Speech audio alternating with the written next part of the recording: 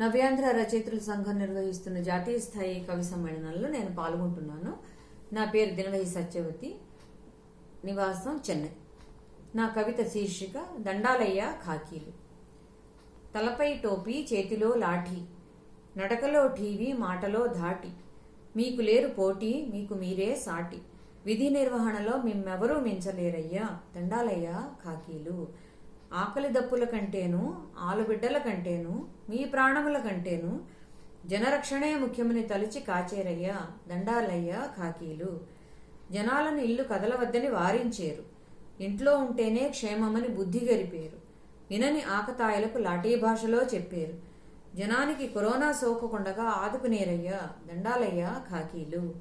కొట్ల వద్ద వలయంలో నిలబెట్టి కట్టడి చేసేరు, మందులు సరుకులు సైతం ఇళ్లకు చేరవేసేరు, జనాగ్రహాన్ని సహించి ప్రాణాలు కాపాడ చూసేరు, ప్రజారక్షకులంటే నిక్కముగా మీరేనయ్యా దండాలయ్య ఖాకీలు.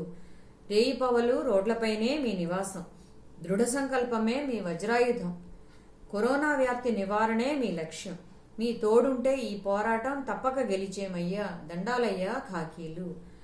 మేటి అయిన మీ త్యాగనిరితిని, సాటిలేని మీ సేవా తత్పరతను, దీటులేని మీ కార్యదక్షతను కీర్తించుటకు మాటలు చాలవయ్యా దండాలయ్య ఖాకీలు.